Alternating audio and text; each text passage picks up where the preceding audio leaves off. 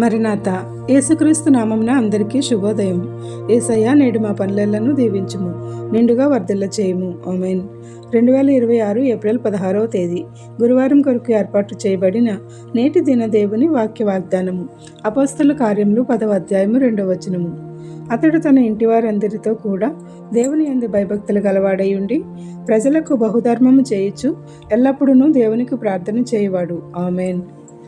ప్రియమైన దేవుని విశ్వాసులారా, దేవుడు ఇచ్చే అధికారం చెప్పున, దేవుని ఏర్పాటు చెప్పున అధికారులైనను, ప్రజాప్రతినిధులైనను, గొప్పవారైనను, పెద్దవారైనను, పేదవారైనను, వ్యాపారస్తులైనను, చేతివృత్తులు చేయువారైనను, ఎన్నో రకాల నిపుణులైనను, చివరకు రోజు పనిచేయువారైనను దేవుని యందు భయభక్తులు కలిగి వారి బాధ్యతలు నిర్వహిస్తూ దేవుని మాటకు లోబడి ఉండవలసినదే ఉండాలి.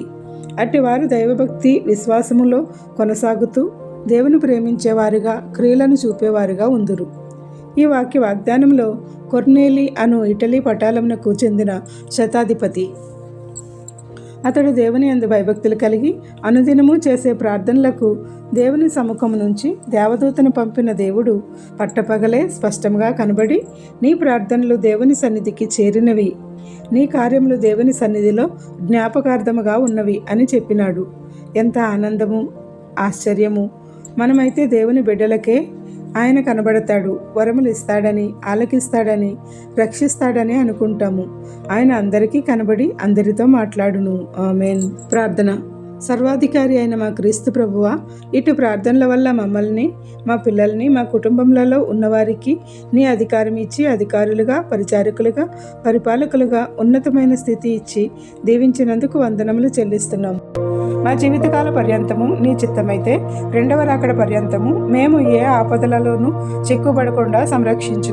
నేడు పెళ్లి రోజు, పుట్టినరోజు మరియు ఇతర శుభకార్యములను జరుపుకొనుచున్న నీ పిల్లలపై నిండుగా దీవెనలు, కృపా వర్షమును కుమరించుము. ఎవరైతే బాధలలో, శ్రమలలో, కష్టములలో, ఇబ్బందులలో, నష్టములలో, అప్పులలో, దుఃఖములో, అనారోగ్యములతో ఉన్నారో వారికి నీ ఆదరణ ఇచ్చి గొప్ప సాంత్వన చేకూర్చి ఆదుకొనుము.